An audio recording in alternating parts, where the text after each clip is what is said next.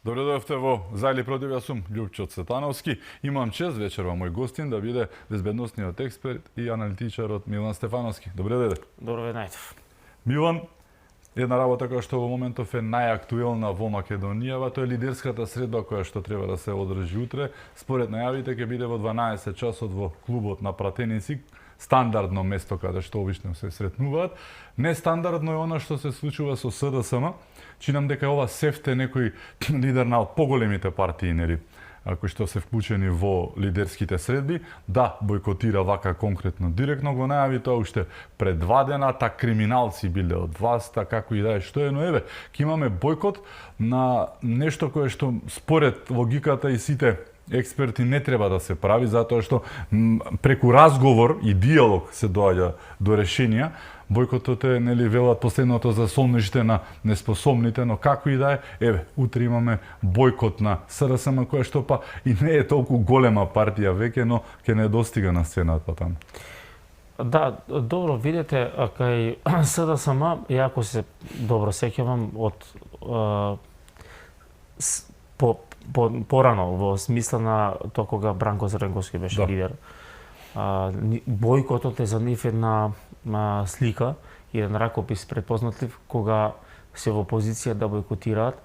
Веројатно сака да привлечат внимание од недостаток на политики кои се потребни на граѓаните. Да, бойкотира и собрание често и да други.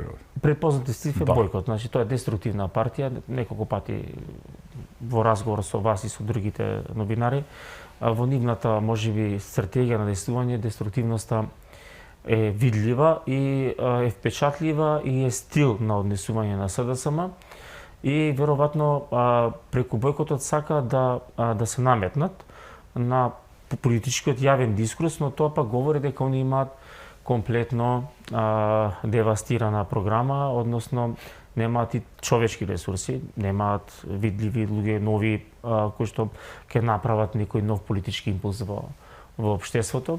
Во таа смисла мене не ме зачуди фактот дека СДСМ нема да дојде, но повеќе ме на некој начин ме иритирала таа иронична и лицемерна политика кон јавноста, бидејќи ако се сеќавате пред неколку месеци, она беше таа која ја критикуваше власта за недостаток на политички диалог, на комуникација. И еве, власта без никаква потреба заради комотното парламентарно мнозинство има потреба од диалог со трета, четврта рангирана политичка сила СДСМ, нерелевантна во овој случај, да пружи рака, да наметне политички диалог како еден вид нова политичка култура во Македонија која реално недостасуваше и да изградат позиции за стратешките важни одлуки на државата во делот на реформскиот дискурс кој треба владата да го наметне и да го наметне тој политички диалог како една општествена политичка норма или култура која треба да биде традиционална. Ја прифати, можеби на некој начин владата на предводена ВМРО-ДПМНЕ без никаква потреба, но иницијативата беше лицемерна од СДСМ дека они сакаат да има диалог, напротив, бойкотираат затоа што нема таму што да понудат, се прават важни со тоа мнозинство какво такво кој го имаат во собранието, на нереалната политичка моќ во собранието, тоа што СДСМ е непотребен во смисла на носење на одлуки, но политичката величина на ВМРО-ДПМНЕ и таа култура која се гради е да пружи рака кон секого. Во таа смисла бойкотот е една низок политички како ниска страст.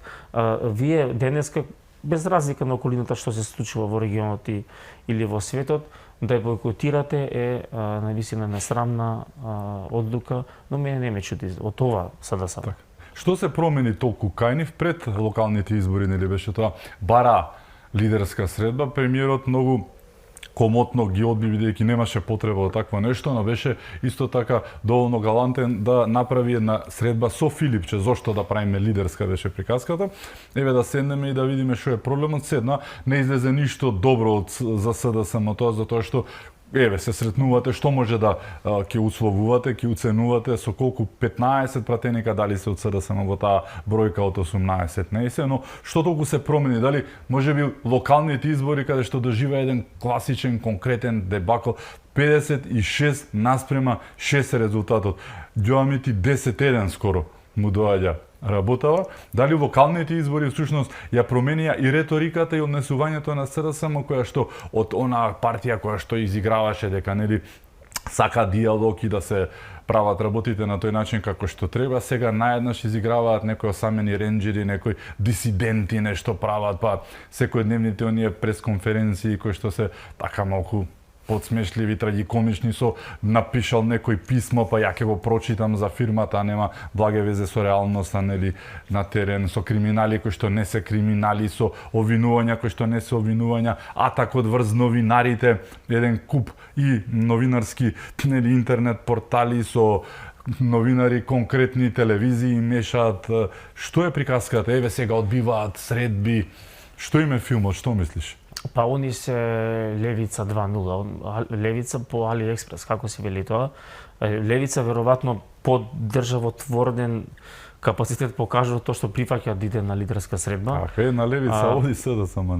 Да, оние глумат Левица веројатно. Бидоа на локалните дека и успеа на Левица да допре до гласачите на тој начин, па сега го практикуваат стилот на Левица. Да, но тоа нема да им даде успех на СДСМ и на Левица не им даде таа политичката видливост. Да. Со реалната политичка моќ е дискрепанца огромна. Во таа смисла на СДСМ не доликува тоа. Сепак СДСМ името веројатно само остана како еден државотворен елемент кој и е потреба на државата. Власта има потреба од силна опозиција, но во овој случај фрустрирана опозиција е премногу опасна за секого, дури за општеството, бидејќи гледате СДСМ, ако не трагедијата во Кочани или пожарите во државата, се фаќа со потези кои говори дека имаат тешка фрустрација од изборниот пораз, но не ја учат лекцијата дека тоа нема да им донесе никаков бенефит.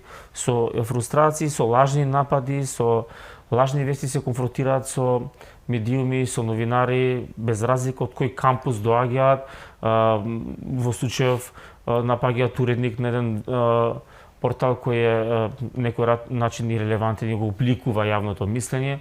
Некојаш близок до нив, што говори па тоа дека секогаш им се намета, напаѓа врз Курир, врз Вечер МК, врз Република, врз Плюс Инфо, Нетпрес го напаѓа. Многу дегутантно. Да, ма тоа е дегутантно, ма тоа е недостаток на не политичка стратегија, на политичка укост.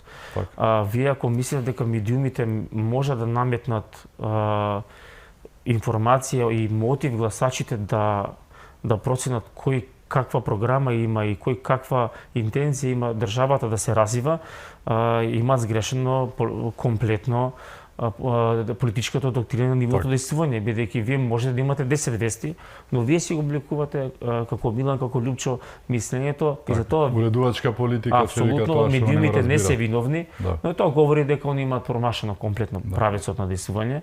Тоа навистина многу ќе го кошта. И Алфа ја нападнаа пред неколку дена, Филипче влезе во конфронтација со колегата Петровски на пресконференција, со Петровски со Матеа, така што не ги поштедија и телевизиите. Нешто ако се сеќава што се случуваше, имавте проблеми со финансови, полиција, мислам Алфа им е намета, да. Добро, буквално. Тоа е комплимент за Алфа дека сте релевантни. Затоа што помина се што не треба помина тука, ништо не најдоа, тоа уште побитно, нели? Знаете како што е она што они имаат една хипокризија, се бора за демократија, демократски вредности, заев едно пупката, слободата и 300 глупости кои ги наметна тогаш во јавниот дискурс како тези, од друга страна напаѓаат медиуми, портали и новинари. Во нивно време затворија 2 телевизии и 4 вестника. Дури од место на опозиција. Знаете како вие кога сте на власт можеби имате некоја посилна политичка моќ, па можеби некако имате некои механизми на притисок кои исто така не се дозволени, но е разбирливо да демонстрирате моќта, ама од друга страна имате друг проблем. Вие како опозиција треба да градите партнерство со медиумите, они треба да ви дадат сапорт во тоа да бидете вие што повидливи, да бидете што на некој начин ферски настроени, а ова Така покажува функционира дека светот, да. па нив секој ме е крив сега, знаете Да. како, нив можеби ќе нападнат и чистачката на Бихачка, медиумите утре ќе биде некој друг, сите им Има се една виновни невкусна за народна својот поговорка за тоа. пораз. Така, да. Но еве ова што се случува наликува на едни темни времења, Милан, од пред шарената револуција и во текот на шарената револуција, она што го правеше Заев со неговата екипа, дел од нив така им се погоди работата, направија и нешто пари, дел се разочараа, па сега кукаат како и да е, но сепак она што се случува како што се случува, дали сепак главната грешка можеби ја направи премиерот Мицкоски? Дали можеби требаше да го покани Заев, кој што е вистинскиот лидер, а не Филипче, кој што и онака не е лидер, па што бара кога не е лидер на лидерска средба, не е шегано. Еве, можеби требаше премиерот да го покани Заев, да е до Дубај да прати една Некој покана. писмо на покана. Да, Па да. да, добро, видете, и во иронијата има некогаш вистина, затоа што очигледно дека он е октруриран од Заев. Дефинитивно. Дефинитивно неговиот политички дискурс во СДСМ јасно покажува дека без поддршка на Заев никогаш не може да стане лидер. Он беше човек на Радмила Шекеринска. Така е донесен во СДСМ. И го врти грбот на Шекеринска за златници, што би се рекло. Во таа смисла он со Заев си имаше бизнис, фирми по Бугарија, возење мотори, приватно дружење, Харис Джиновиќ, забави и така натаму. Тоа говори дека таа близина ја должи кон Заев, дали од материјална финансиска природа Најмногу тоа. најмногу. Да. Не може јавноста да му прости на Филипче. Дали било пожарот во болницата, дали бизнисот со вакцините, дали вакцини за пари, веројатно тоа мигранти за пари им е нивниот наратив што зема они за здравјето на граѓаните. Фройд говори секогаш. Да. Алтер егото е страшна работа. Во таа смисла, они се изгубија во политичкиот правец и ниту Заев да беше сега во таа смисла на ироничното прашање, да иронизираме до крај не би дошол, бидејќи политичката тежина на СДСМ е на најниско можно ниво и они се ќе бойкотираат и ќе бидат политички видливи, тоа што медиумите ќе имаат внимание, па зашто СДСМ го нема. Знаете што голем фактор или никако фактор ако СДСМ не дојде, не е материјална политичка моќ, важно е да дојдат што повеќе политички партии, дури да не дојде никој, важно е поданата рака на ВМРО-ДПМН кон сите политички чинители во државата, се со цел реформската агенда да биде видлива во 2026 година, да можеме во овие тешки времења, во околу нашата околина или на геополитички план, да ги надминеме со една хармонична врска меѓу опозицијата и власта и да се донесе таа реформска агенда, бидејќи видите, така ќе го земете и аргументот на Бугарија дека во Македонија нема реформи, дека во Македонија постојат политички сили кои се против бугарите. Во таа смисла, ова говори дека СДСМ има задни намери, дека е играч на бугарските интереси, со самото бойкотирање. Ако СДСМ веруваше дека направило доволно во нивното владение, поблиску да бидеме чекор до Европската унија и дека они се најзаслужни за а не граѓаните за чекор поблиску до Европската унија, бойкотот е навистина еден срамен чин. Сепак, мислам, треба да им биде јасно и на гледачите дека ако некој губи со недоаѓањето, тоа е СДСМ. Со спортски речник кажано, не можеш да дадеш гол ако не си во игра, од клупа на која што самиот си се стајал по собствено барање, нели и желба, не можеш да постигнеш погодок, тоа е факт, нели, но губитникот ќе биде токму СДСМ. Тие ќе дадат некоја пресконференција, Филипче утре ќе одржи на Бихачка, во меѓувреме останатите лидери ќе бидат во клубот на пратеници и таму после диалогот и разговорот има многу закони кои што се нели не само реформските, туку и оние во моментот што се битни за правосудството, ќе зборуваат и за пржинската вада која што ќе ја коментираме, укинувањето, ќе зборуваат за Safe City. И тука ставија кошница, мислам, неверојатни се. Повторно блокираат и бойкотираат едно Б на квадрат, не е главно. Добро, ретроградни сили сето тоа се сили кои не им одговара закон, ред и поредок. Они се научени да действуваат во анархија, во беззаконие блиските врски до криминалците. Им беше еден свој стил на политичко действување кога беа на власт. И ова им го одзема просторот за маневр, бидејќи вие колку повеќе ред и поредок наметнете во државата, тоа е и на некој начин и платформата кон поблиску до Европската унија. Да имате закони, реформи, да имате ред и поредок и да имате владење на правото и борба против корупцијата. Тоа се основните елементи на секоја држава за да има стабилна држава. Вие тогаш го земате просторот на тие политички сили кои пак се од другата страна, се блиски до криминални структури, се финансираат од криминални структури, шуруваат, гласачкото тело им е поблиску до нив, имаат бизниси заедно и во таа смисла они ќе се обидат да го бойкотираат секој реформски закон, еве се сите го спомнате, гледате како отпор на социјалните мрежи, смијување блиските од СДСМ, дали тоа Твитер или на другите социјални медиуми, го компрометираат тој проект, бидејќи истото и за законот за пушењето повторно ги активира истите ботови, кои што дел од нив и не се ниту пушачи и удираат, па користат некои, ги гледам, ги препознам, тоа се странски финти со Google Translate, нели?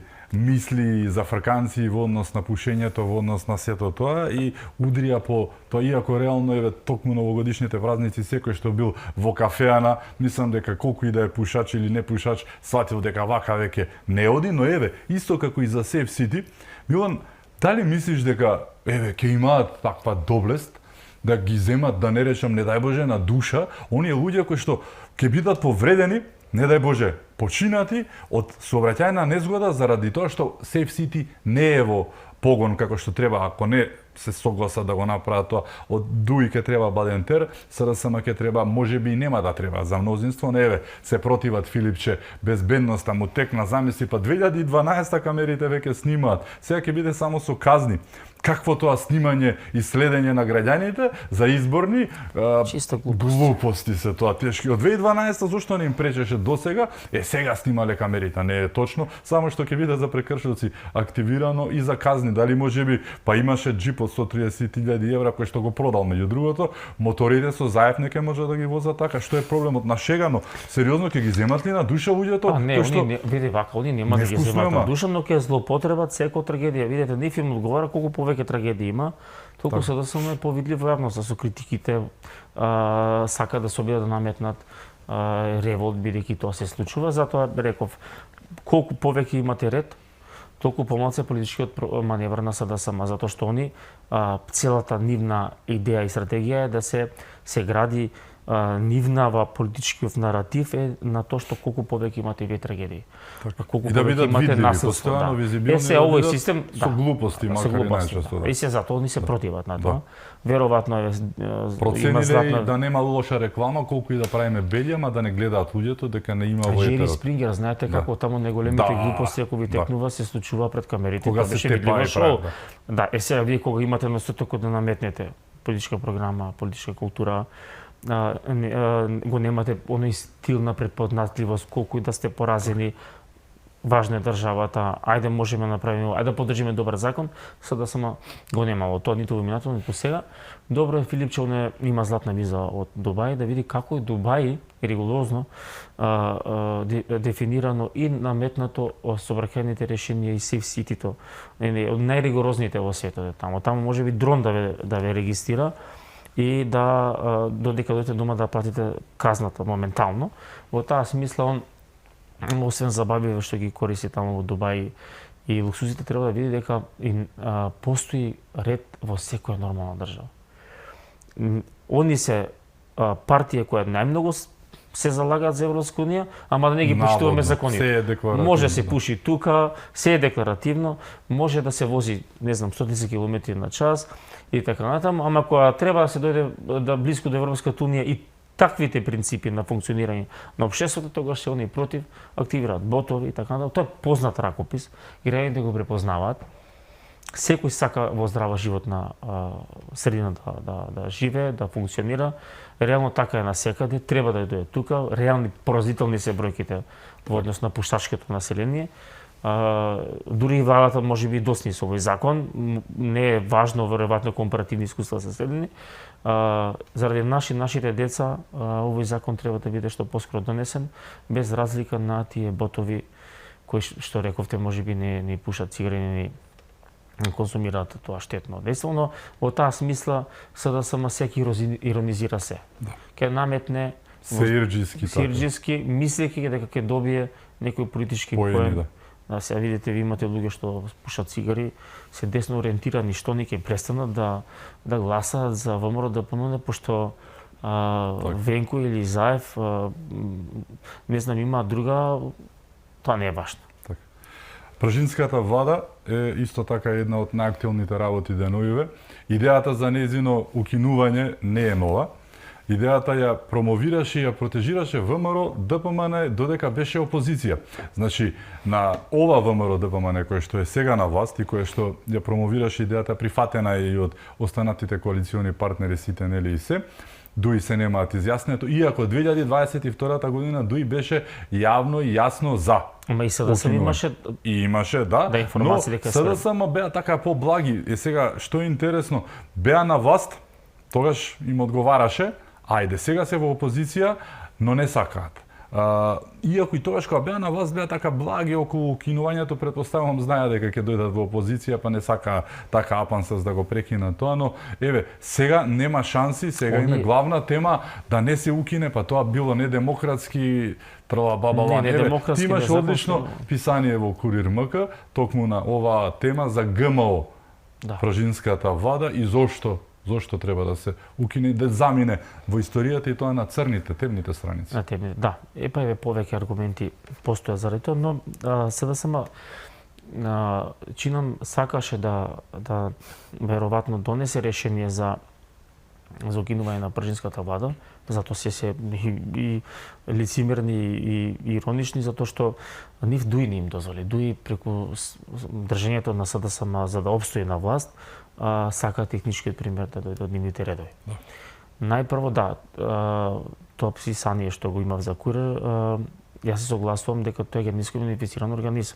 Адхок решение е донесено, заради специфичните околности тогаш, да се направи влада која ќе трае 100 дена, надвор од уставот, со посебен закон, да трае 100 дена, да има дополнителни заменици и така натаму, познато ви е.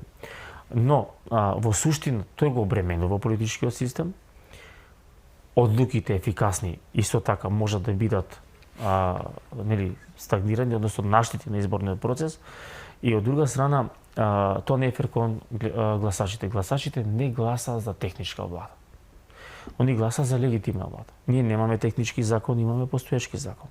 Тоа е првиот аргумент. Второ, ние мора да го поштуваме уставот. Уставната категорија говори дека треба да има слободни избори, закон за избори и така натаму. Вториот аргумент е бизнисот. Реакцијата на бизнисот. 100 дена е премногу за државата, посебно кога ви имате, како и да ја вртите, политичка биполарност. Тој систем функционира на две основи. Ви имате реална политичка моќ, имате техничка влада, со технички примери неколку заменици. Таа влада не може да функционира ефикасно и правно со сите предизвици. Нити ги имаат сите права министрите, нити било што се така. Не ја смени реално. Не ја смени реално. Тоа е ситуација тогаш. Имало масовно нарушување на правата човечки со преслушување наводно, никогаш не се докажа, глупости не видени, но еве им се учини и изгубија на изборите. Еве, они со техничка влада тогаш ги изгубија изборите, што значи не е гарантор дека вие може да победите на избори, значи тогаш изгубија со два претендика. Ете има и техничка влада. Значи вас не е гарантор техничката влада, законот, системот, невладниот сектор, медиумите, политичката култура е гарантор, посебно кога земја членка на НАТО или земја која аспирира да биде членка на Европската унија, дека вас не техничката влада вас ве ослободува. Вие сте слаби пред очите на својата јавност и на партнерите, и на бизнисот и на инвеститорите. Во која е потребата вие, ако имате реална политичка моќ, вредите на политичкиот пазар, да имате техничка влада? Не се може злоупотреби. Се знае кажавме колку изборни циклуси поред. Еве сите кои што се врати ги наназад, врати се до 2021-та, еве. Локалните следува, парламентарните следува, председателските, значи сите 2 парламентарни избори, 2 локални избори, председателски избори, немаше ниту една посериозна замерка од ОПСЕ или од кого било. Значи, да не се лажеме, па особено последните циклуси, бевме како Шведска, да не си ласкаме, ке рече некој, но немаше никаков апсолутно проблем. Еве го прегласувањето беше предвадено. Се случи нешто, не се случи ништо. Јас мислам дека има зошто да имаме техничка влада? Тоа беше глупост тогашна, зошто да се продолжи? Премиерот треба да обстои. Да. И си има мнозинство, си има мандат. Треба да си го расчисти тоа, ќе ослободи и државата и бизнисот и реално треба да сватиме дека изборите не се борба за живот и смрт. Да. И дека тоа треба да биде еден ден честа на демократијата да се избере која политичка опција ќе води државата. Во таа смисла, вие ако наметнете политики стратешките за државата, во иднина ќе биде можеби нерелевантно кој ќе води државата, ако успеете да наметнете таа политичка култура во државата. Тоа и во Европа се случува. Но уште по опипилив е фактот што реална статистикава, односно информациите и од ОПСЕ, од ИХР и сите релевантни организации и пред техничката влада и за време на техничката влада. До денеска извештаите се исти. Немате воопшто јасен приказ дека со техничката влада вие сте го подобриле изборниот циклус, односно се ги намалиле можните злоупотреби. Тоа не го прави владата, го прави соодветните институции, соодветните закони. Никој од граѓаните веќе нема да ризикува кршење кути, значи драконски се ние казни. треба треба да сватиме дека треба да одиме малце напред и во политичката наша култура. Во таа мислам дека веднаш тоа треба да престане да постои и треба да внимаваме за меѓународниот углед. Така, имиджот на државата веќе се руинира со тоа. Вие држава која што има техничка влада, нема техничка влада, Таму од запад, не само од Африка како и да е. Ама знаете се оние кои се толку многу силни политички, ако мислат дека може да направат, што е важно да имате и техничка влада. ВМРО ДПМН од место на опозиција даваше предлог таа техничка влада токму заради интересот на државата да биде укината. СДСМ пошто нели има тука криминал, ВМРО не владее добро, се силни, нека предложат укинување на техничка влада. Ако навистина имаат политички легитимитет, не, оние си имаат фатено за тоа, затоа што тој им е единствено за да може да решат ние сме обесправени, има изборите се нелегитимни, ама прочитана е приказната во кај граѓаните е прочитана. Единствена шанса да бидат барем 100 дена министри, нешто бидејќи тешко е дека и следните избори ќе бидат и следните веројатно тие ќе бидат тие 100 дена ќе бидат министри. Ама и оние ќе имаат проблем, се таму ќе се потепат кој да биде министр. Оние утре ќе имаат раскол. Зошто не го стави, зошто овој не го стави? И така има проблеми сега. Да се укине и за нив, така. Па види ако добро размислат со проблемите сега што ги имаат интерпартиски со членовите кои не се согласуваат со политиките на подобро да немаат техничка влада, односно министри кои еден ден ќе функционираат. Како гледаш на ова што се случува кај нив со патриотизмот? Ако примети последните скоро една година, тоа се случи набргу после оној дебакл нивни на парламентарните избори, престанаа да го потребуваат ОННС и почна многу често да го потребуваат она како што треба да го потребуваат Македонија, што беше многу голема пресвртница во однос на тоа што го правеа пред да загубат на изборите, како расипана плоча го вергуваат ОННС, иако немаше потреба, многу често во една реченица по 3 пати го става, прекинаа да го прават. Единствено онаа Чупевската, малку чудната, го потребуваше од целата партија или врхушката, како и да е. Денеска почнаа повторно со тоа на СВ соопштенијата, еве ги фатив лично, пишував на таа тема. Толку беше од патриотизмот, сватија дека не може да допрат до народот, бидејќи народот не пие нафта сега, ако викаат Македонија, еве ги овие патриотите, нели? Видоа тоа на изборите, пред 2 дена кај што загубија 2-1 во Мавро го Ростуша, загубија 2-1, така што дали сега повторно ќе играат на оној за нив познат филм, се вика коленичарење, сервилност, субмисивност, безрбетност и странци, ние сме тука, ама дојдете, се ќе направиме како што треба, па ќе го и викаме и тоа на С. Мислиш дека повторно ќе одат на тој филм кој што го правеа до 2016-та, 17-та на тој начин тогаш се обидува? Да, немате никаква потреба, например, или логика да користите придавкава на установо име, кога немате никаква причина и дома. А тоа беше додворување до одредени центри на меѓународна дипломатија, мислејќи дека нив ќе им помогнат, ма тие не гласаат, реално гласаат граѓаните, мислеј дека ќе имаат некоја помош. Тоа заврши на покажувајќи се дека се услужна нели партија и но заврши на некои црни листи на Соединетите американски држави, што значи дека тоа не им помага. Смешно беше да се слушнат устата на СДСМ Македонија, тоа беше стварно иронично. не беше фер како прво. Да, ама не и лошо помина, значи на социјални мрежи, значи ги смејуваат они. Подобро се задржат на тоа НСА. И да си го сменат името во СДССМ, така. Реално да бидат фер, тие ни го наметна, они го наметна и треба да го користат, они треба бегаат од тоа. И немаат никакво право веќе да го користат уставното име Република Македонија. Според мене така да се треба да се користат оние таа нестрекна додавка затоа што им доликува. Они тоа го направија, нивно масло е, треба да се носи и тоа треба да биде дел од нивното име. Да, тоа говори дека они сега ќе почнат да се додворуваат, имаат политичка немоќ.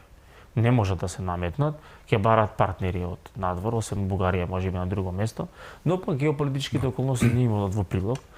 Геополитичките случувања и другите политички движења кои се случуваат во светот не им оди во прилог, бидејќи они реално стана приврзок на таа глобална неолиберална заедница или организација на Сорос и така натаму. Во таа смисла не изгубија комплетно своето политичко действување како социјалдемократи. Во таа смисла во светот има промени и они не можат на кого да му се додворат со тоа северна веќе.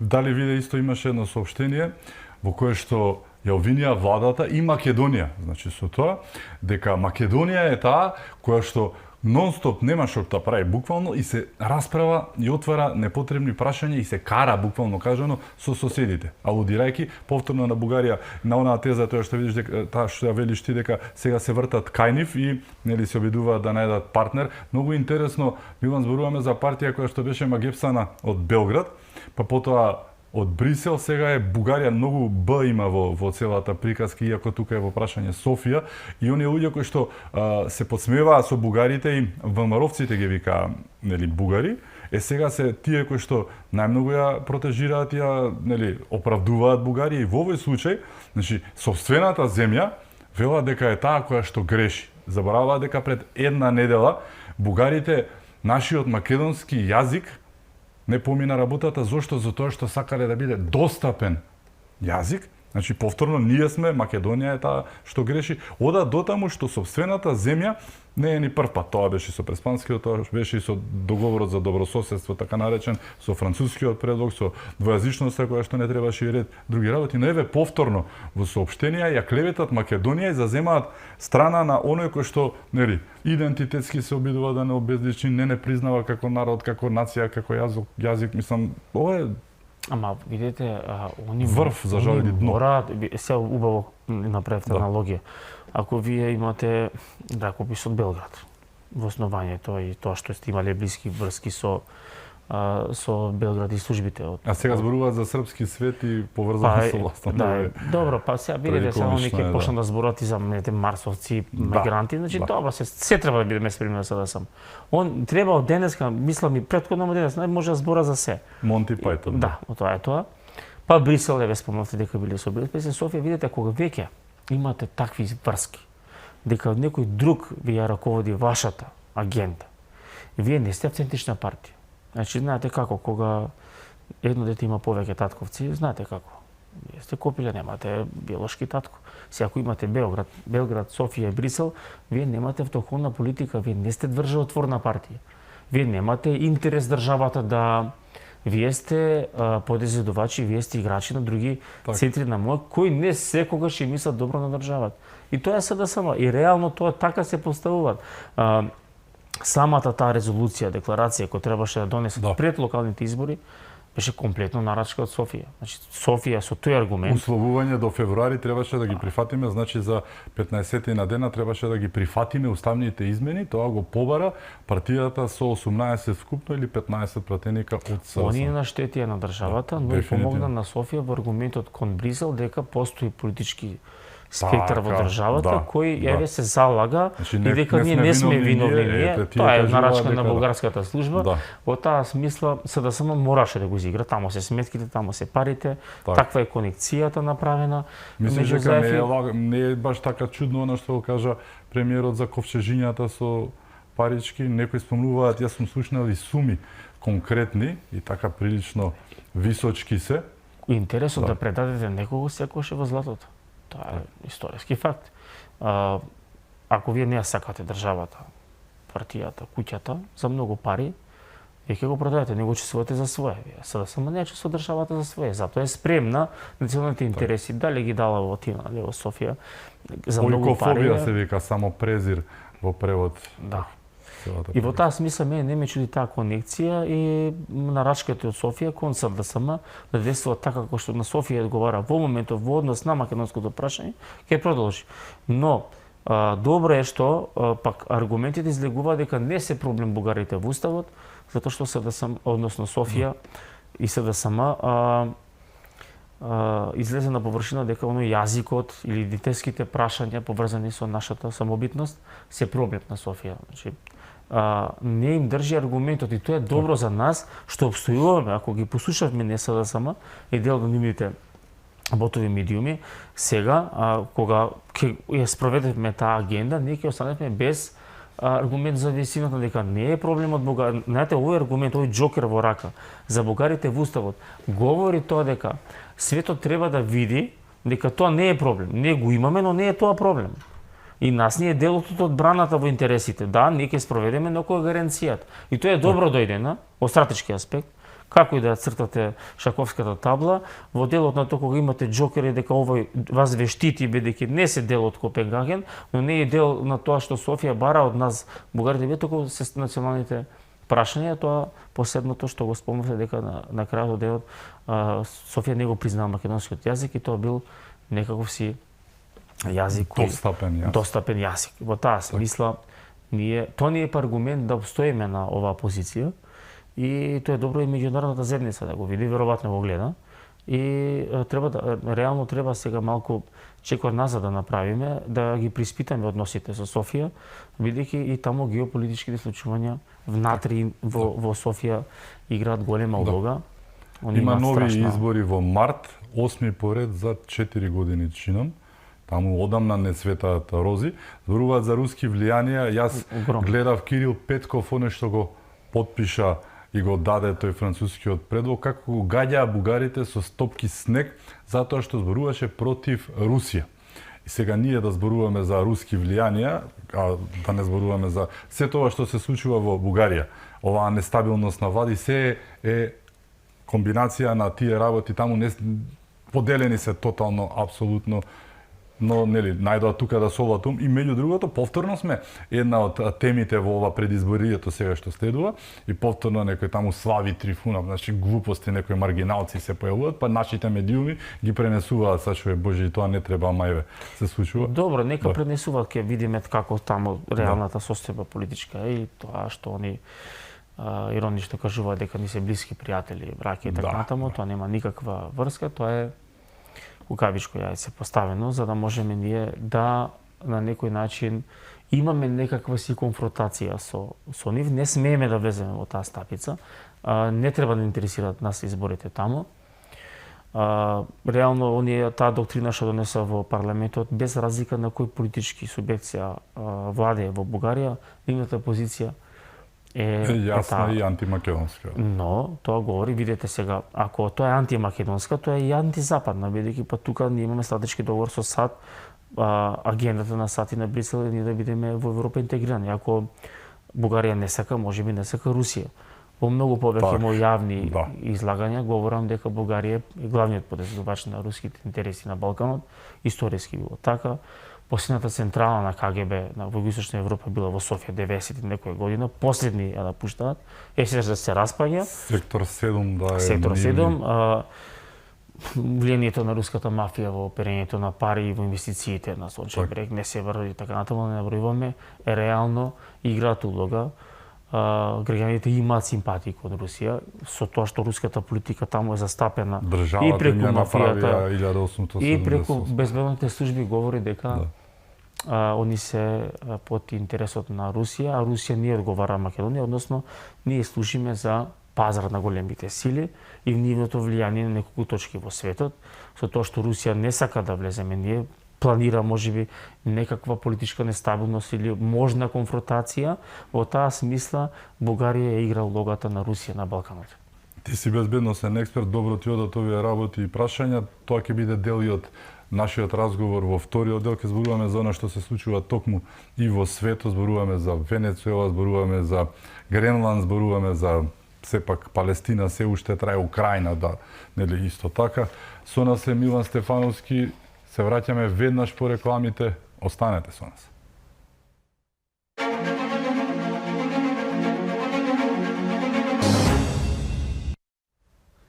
Се враќаме во За или против, мој гостин е безбедносниот експерт Милан Стефановски. Крајот го завршивме на првиот дел со нешто што значеше што е тоа Бугарија на Балканот, руските влијанија кои што доаѓаат преку нив. Но еве, зборуваме и за светот денеска, светот кој што е обременет од многу случувања. Зборуваме за киднапирањето, буквално кажано, на Мадуро, зборуваме за Гренланд, еве денеска средба има нели Рубио со гренландјаните, Европа скока, тука е Украина, ништо не е сменето во Украина, да, мировниот план наводно нели се развива како што треба, но секој ден имаме се посилни и посилни напади на Русија, имаше и орешни користење пред неколку дена нели врз Лвов, така што се случува во светот, Милан, на каде оди работа?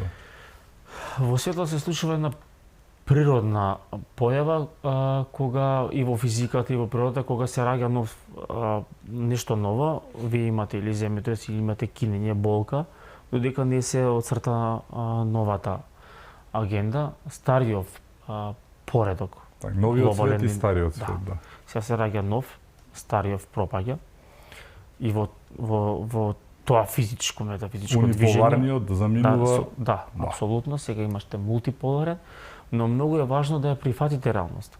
И добро што Соединетите американски држави прифаќаат реалноста и они тежнеат кон мир со Русија, но се спремаат да го прифатат мултиполарниот свет и зоните на влијание и затоа они ја проектираат својата стратегија на идна конфронтација, не мислам во воена или економска смисла, но во геополитичките тензии ги кројат териториите во превод со светот. Кина. Да. Овој конфликт ќе заврши тогаш кога ќе се поделат зоните на интерес. Од почетокот на конфликтот до денеска вие имате остапување на големите сили од неколку точки кои они реално имале некакво влијание. Дали е тоа Русија во Венецуела, дали е тоа Русија од Сирија, а ги заминуваате со Соединетите американски држави. Дали е тоа Иран, десувањето на Блискиот исток на Израел. Тоа говори дека во позадината, секогаш, Прва светска, Втора светска војна, овој конфликт кој има глобални размери, се случува тогаш во позадината се рекомпонира светот. Прво идеолошки, неолибералниот глобален поредок пропадна комплетно, на некој начин општеството и светот не види некаков бенефит. Имаше, но повеќе материјално, но идеолошки поразнително за општеството, за семејството, за сите тие конзервативни вредности и христијански, но во таа смисла сега се раѓа свет кој е мултиполарен и кој има своји зони на влијание. Разликата меѓу Втора светска војна и сега тоа што сега има повеќе регионални сили кои мораат да имаат и регионално ширење и да имаат своја зона на интерес. За среќа Русија е регионална сила, затоа американците се во доминација да можат да наметнат своја платформа каде што Русија можеби преку украинската прашање и територија, специјална операција, ќе има некаква улога во Европа, додека Америка ќе има доминантна улога на глобалното поле. Тоа е избор на Русија, тоа е избор на Америка. Во таа смисла и војната ќе трае со амплитуда и онака како ќе се проектира и глобалната рамнотежа. Вие гледате дека генерално тој конфликт остана на оваа линија и Русија преговара со територии кои не се незини. Тоа е геополитички факт кој американците ја прифатија.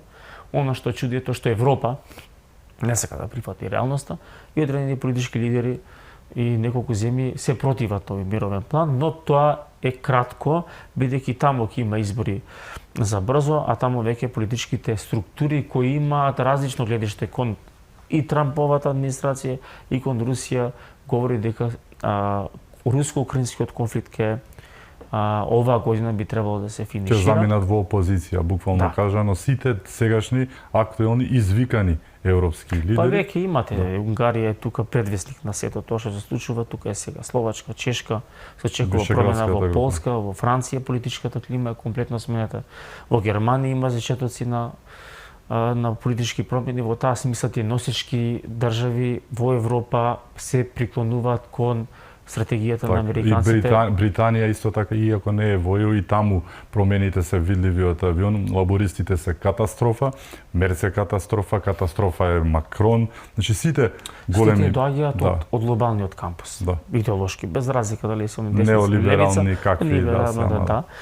Тоа се деца на нелибералниот поредок, во смисла кој можеби продолжувањето на конфликтот значеше и продолжување на нивното владење или пак нанесување на штета на ова што ќе значи нов светски поредок, но тоа нема да се случи бидејќи иницијативата па на Трамп и иницијативата на другите преседатели, тука се Си Џинпинг на Кина, Путин, Ердоган, Орбан, кои имаат оска на мирот за да можат на мирен начин да го поделат влијанието, за да може би да има некоја децениска трансформација на мирен поредок, што не значи дека нема да имат порадични конфронтации во типот на Венецуела или ширењето на американскиот интерес преку Гренланд.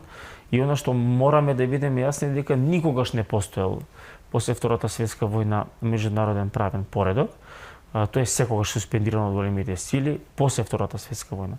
Дали Русија влегла во Афганистан, дали американците имале превентивно делување кон Блискиот Исток, Виетнам и корејските војните, апсолутно, тоа говори дека големите сили се во можност, дали тоа правилно не, но дали реално се се во можност да действуваат за да можат да опстојат нивните интереси и тоа е нивно легитимно право, затоа не се големи.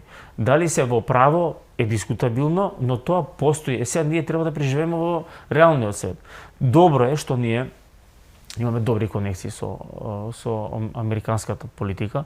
Ги следиме во американската външна политика, ние ја следиме буквално во одлуките на Обединетите нации, во нашите контакти со Америка, луѓето од председателот Христијан Мицкоски, луѓето кои присуствува на инаугурацијата на Трамп и така натаму, се гледа таа поврзаност и со стратешкото партнерство која се потпиша 2000 година беше 8. Да.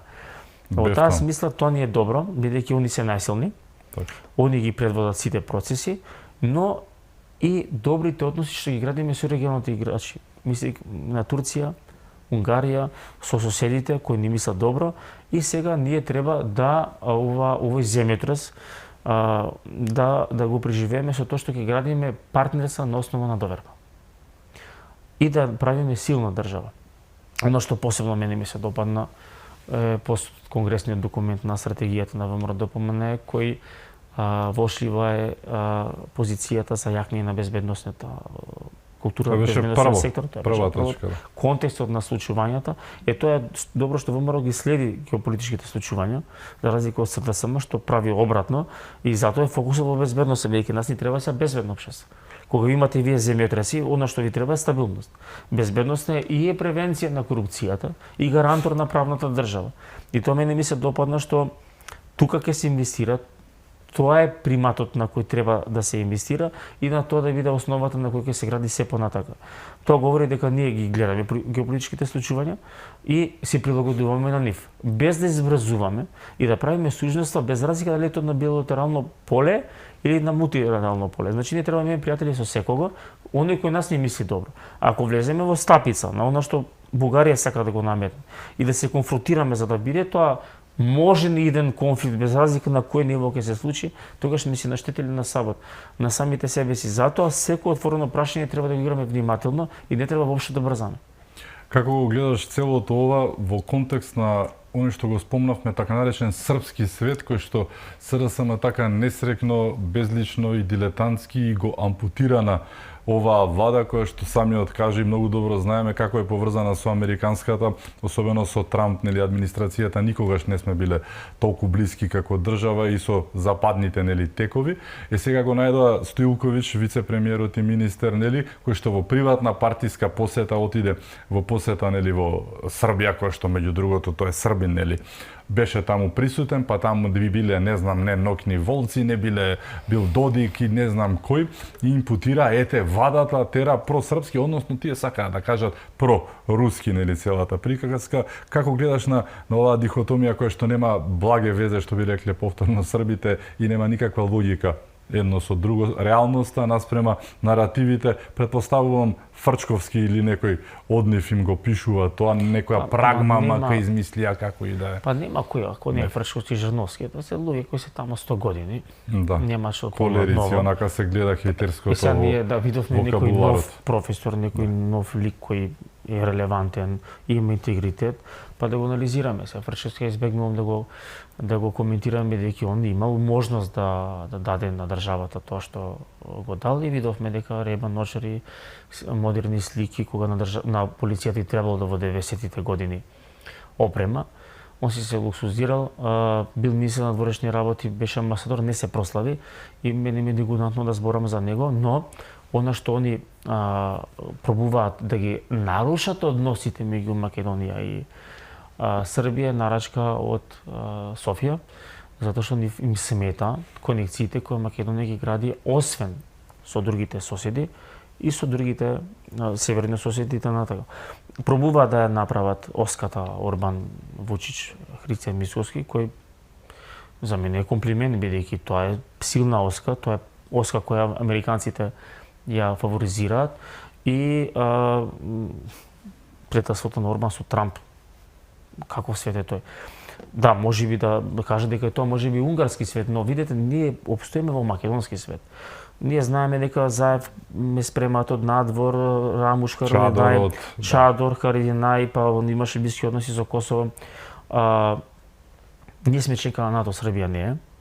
Нашите стратешки односи со САД постојат на ниво како што постојат, Србија го нема во таа основа. Ние сме зона на Соединетите американски држави во стратешка смисла, во длабока стратешка смисла, и ние треба да обстоиме на тоа ниво, без да навлеземе во стапица на СДСМ, да не конфронтира или да се оддалечиме од секој сосед кој нас добронамерно ни мисли.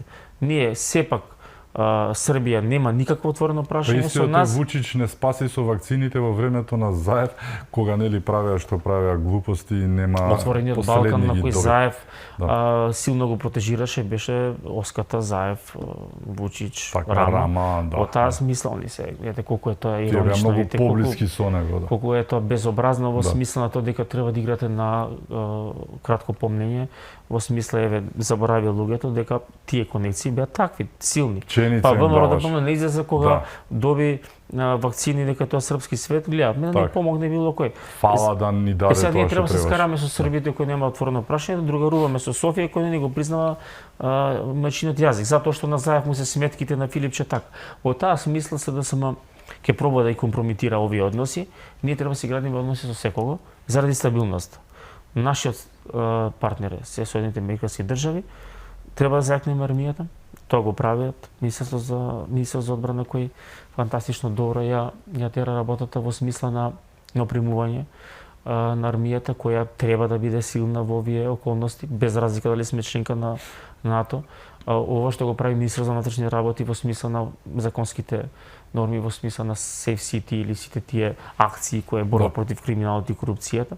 Многу е важно сега да профункционира јавниот обвинител, новиот ВД, каков и да е, за да може тој триаголник на функционирање на безбедносниот сектор да даде правна држава, а сега само не многу се паши од тоа, бидејќи јас мислам дека се резултат на стравото тоа што следува со новиот јавен обвинител, со новите закони, особено и кривичниот, новиот закон за судски совет, нови луѓе во целата приказка и реотворање, не туку отворање на оние случаи кои што спијат по фиоките на сегашните обвинители раководени од претходниот Коцевски, тоа е јавна тајна. Мислам дека целата приказка и зајако што би рекле лежи во тие фиоки и во тоа што ќе се извади од нив, а нема да биде зајак, туку ќе биде нешто против СДСМ. Да. Заслужено настан. Видете се, тие афери Да. кои имаат огромни крутиски Милиони евра.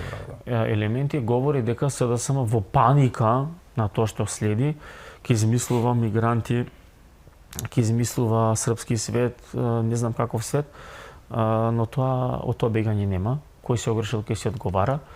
Да бидеме спремни утре голи да трчаат, да се опривлечат вниманието. За вниманието. возрастни нашега велат ќе снимале само да бидат видливи и за да потоа обвинуваат дека ете за тоа што тие се видливи и направиле многу, ова е политички прогон, а не криминален прогон на криминалци, апаши, арамии кои што украле милиони од држава. Тоа е тактиката прочитана. Да.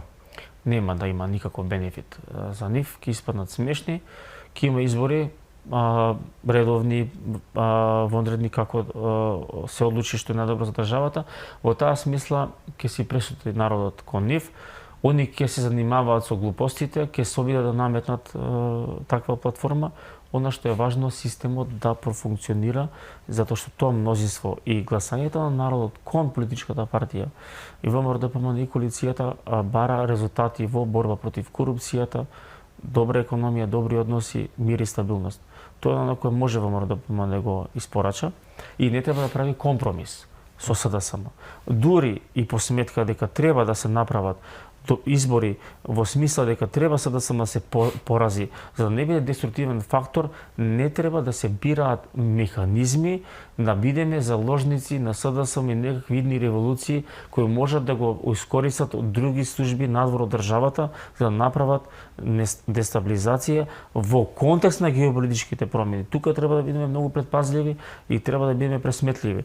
Она што може ВМРО-ДПМН да го прави, тоа е препознативо кај граѓаните. Вчера имаше избори, се виде гласањето, во таа смисла овој правец е добар, треба да се зајакне и да се оди по таа траекторија. Ти благодарам што беше мој гост. Ви благодарам и на вас на поканата. Ми беше чест. Ви благодарам и вам што бевте со нас, да сте живи и здрави и секако чувајте се многу.